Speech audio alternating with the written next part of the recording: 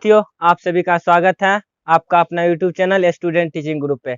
आज जो है आपके लिए लाए हैं 10th का भूगोल, जो कि 2022 में जो भी स्टूडेंट अगर एग्जाम देंगे तो उसके लिए बहुत ही फायदे हो सकता है, क्योंकि आज जो भूगोल में हम बताने वाले हैं उससे फिक्स है कि आपको 10 नंबर ऑब्जेक्टिव या सब्जेक्टिव मिला के पूछा जाएगा। तो वो है आपदा प्रबंधन। और आपदा प्रबंधन में हम पहले लाए हैं आपदा प्रबंधन का खंड ख, ठीक है। और उसमें है आपका टॉपिक प्राकृतिक आपदा और एक परिचय। तो देखिए, यहाँ पर हम प्राकृतिक आपदा की बात करते हैं तो इसमें दो चीज है, एक है प्राकृतिक और एक है आपदा। आपदा का मतलब आप लोग क्या समझते हैं? तो आपदा का मतलब होता है समस्या, ठीक है। आपदा का मतलब हो जाता है समस्या। अब ये समस्या किसके कारण होगा? प्राकृतिक के कारण। अब प्राकृतिक के कारण समस्या होते हैं, आप लोग देखे होंगे, कभी जो होता है अचानक भूकंप आ जाती है, अचानक बाढ़ आ जाती है, अचानक ओलावृष्टि होने लगती है, ठीक है। अचानक जो है वायुमंडलीय तापमान बढ़ने लगती है, सुखाड़ पड़ जाते हैं कहीं अचानक, जो होता है बहुत सारे आपदाएं प्रबंधन आपदा है जो प्राकृतिक प्रदत्त यानी कि घटित होता है, उसको भगवान के द्वारा जो है घटित किया जाता है, उसको मनुष्य घटित नहीं करते हैं। तो आज हम इसमें बात करने वाले प्राकृतिक आपदा के बारे में, ठीक है। तो हम प्राकृतिक आपदा लिख देते हैं। आपको अगर डिफिनेशन अगर पूछेगा कि प्राकृतिक आपदा क्या हो सकता है, सिंपल सी लॉजिक है, सिंपल सी बात है क्या कि प्रकृति के कारण जो भी आपदाएं होंगी, जो भी समस्या उत्पन्न होगी, वो क्या कहलाएगी? आपदा, प्राकृतिक आपदा, ठीक है। और प्राकृतिक आपदा में क्या आ जाएगा? बाढ़। पहले हम बाढ़ को लेते हैं, उसके बाद भूकंप,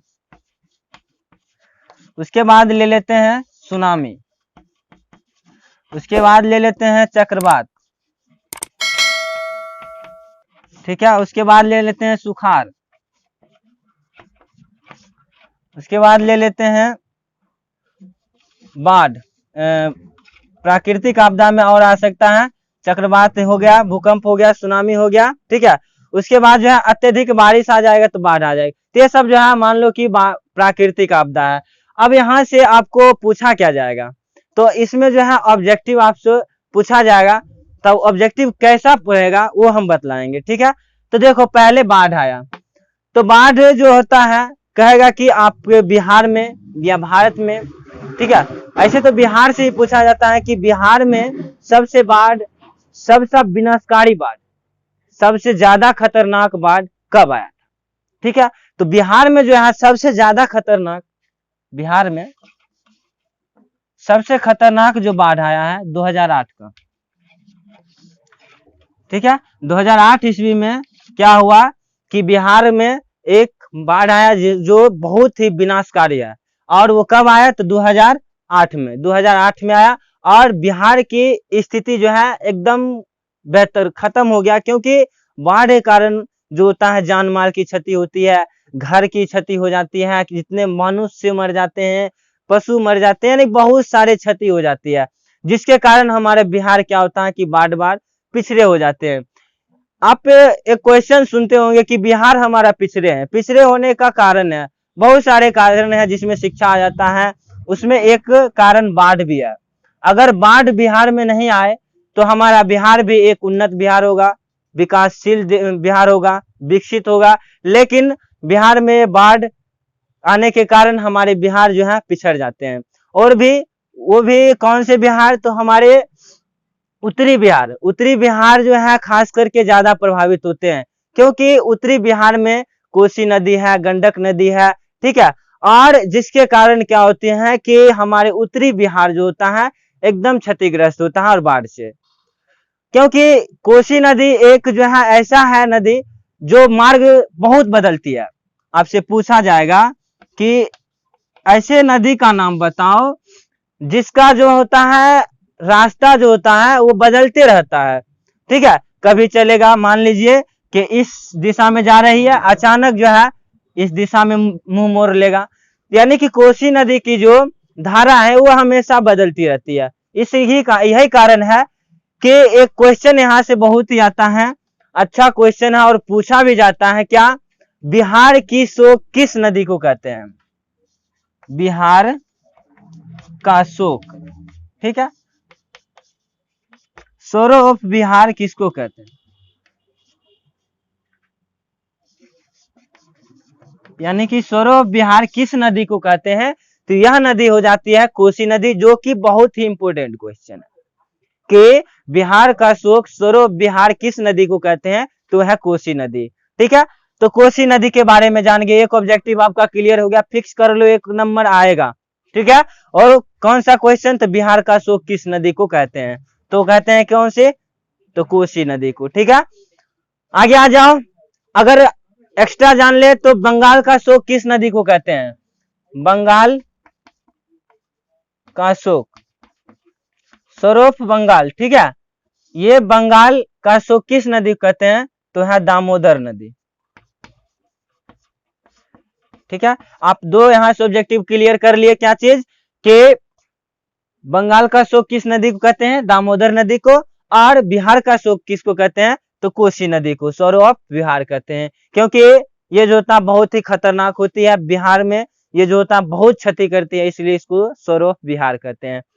आगे आ जाओ, बाढ़ के बारे में। अब बाढ़ क्या होती है, तो अचानक जो होता है नदी का जलस्तर बढ़ जाएगा, और वो जलस्तर कैसे बढ़ेगा, या तो कहीं हिम जो है पिघल जाएगी, जिसके कारण नदी का जो है स्तर बढ़ जाएगा, या बहुत भयंकर बारिश आएगी जिसके कारण नदी का जलस्तर बढ़ जाएगा। और जब नदी का जलस्तर बढ़ जाएगा और आसपास के क्षेत्र को डुबो देगा, तो वह स्थिति ही कहलाएगी बाढ़। ठीक है, वह स्थिति ही क्या कहलाएगी, बाढ़। तो बाढ़ समझ गए, तो बाढ़ से यहाँ से आपको ऑब्जेक्टिव यही ख्याल रखना है कि सबसे भयंकर बाढ़ बिहार में कब आया, तो जो 2008 ईस्वी में आया। बिहार की शोक किस नदी को कहते हैं, कोसी नदी को कहते हैं। उसके बाद बंगाल का शोक किस नदी को कहते हैं, तो दामोदर नदी को कहते हैं। आगे चलो, आगे बात करते हैं भूकंप का।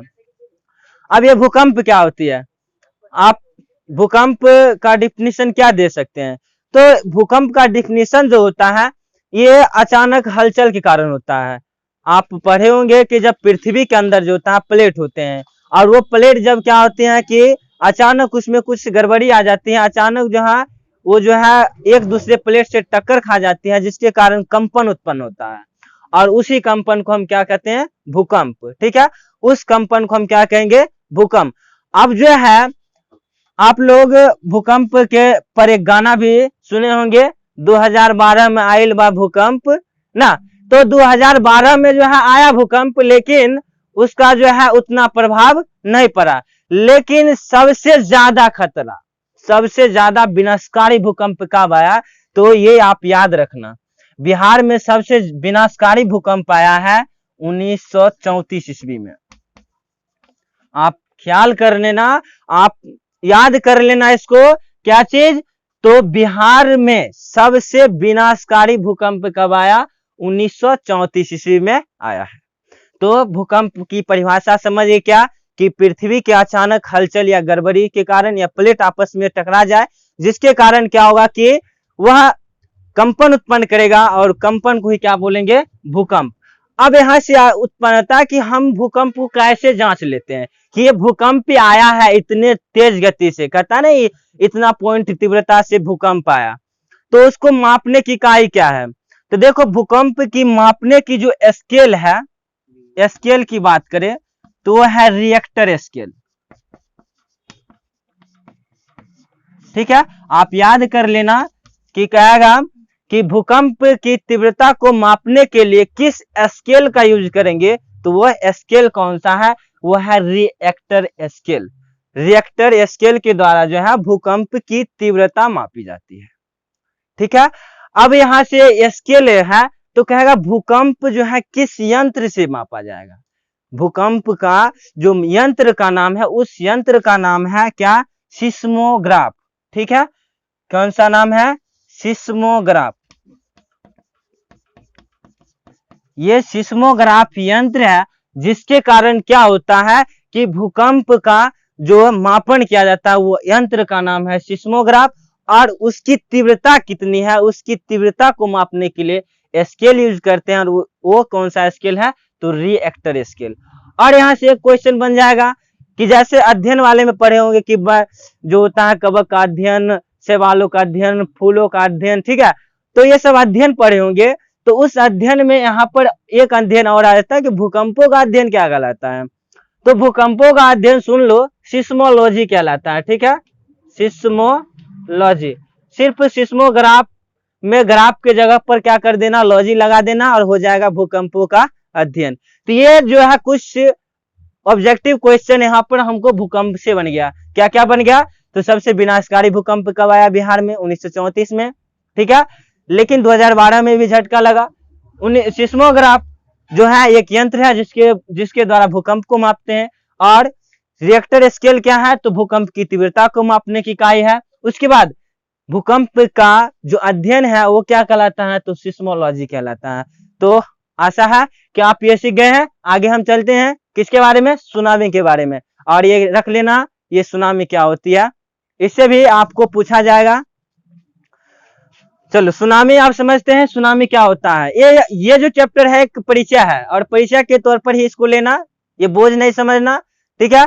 तो इसको जो भी ऑब्जेक्टिव इससे बन रहा है उसको लिखते जाएंगे कॉपी पर। अगर नहीं लिखोगे तो आपको एग्जाम में 1-2 क्वेश्चन जो है जरूर ही छूट जाएगा। इसलिए इसको नोट करिए, याद करिए और अपने दोस्तों को भी बतलाइए। देखो अब चलते हैं सुनामी के बारे में।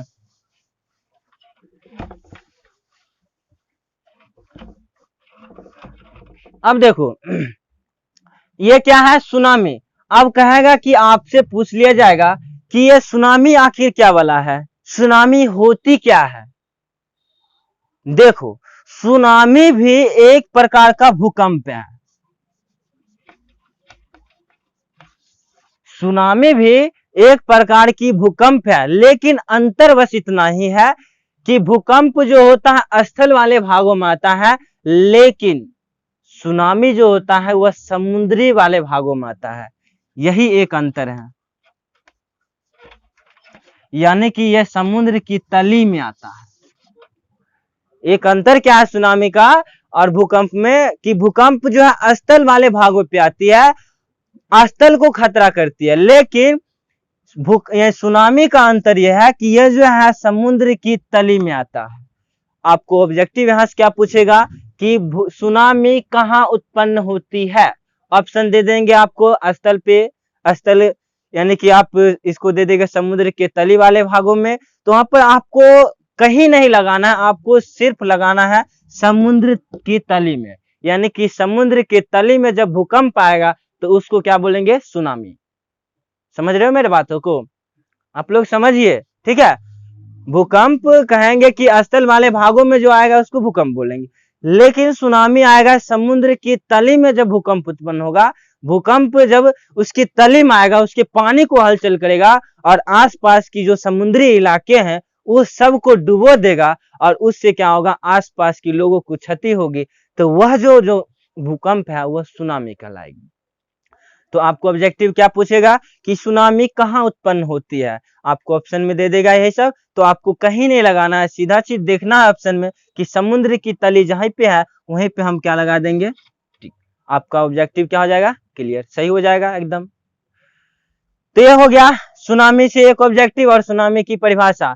आपको ये जो है 2 नंबर में भी पूछ सकता है कि सुनामी क्या होती है। तो सुनामी लिख लेना क्या होती है, समुद्र की तली में जब भूकंप उत्पन्न होती है और उसके कारण समुद्री जल का स्तर क्या होता है, बढ़ जाती है और आसपास के क्षेत्र को क्षति पहुंचाती है, डुबो देती है, तो वह कहलाती है सुनामी, ठीक है। तो अभी के लिए इतना ही, अगले वीडियो में फिर कराऊंगा आपदा प्रबंधन में क्या चक्रवात और सुखाड़, जो कि बहुत इंपॉर्टेंट है। आप देखते रहिए, मेरे साथ बने रहिए और हौसला भी बनाइए। आप लोगों के कारण ही, आप लोगों के लिए ही मैं एक ऑब्जेक्टिव क्वेश्चन करा रहा हूं। आप लोग इसका फायदा जरूर लीजिएगा, ठीक है। अगले वीडियो में फिर मिलूंगा आपसे। जय हिंद साथियों।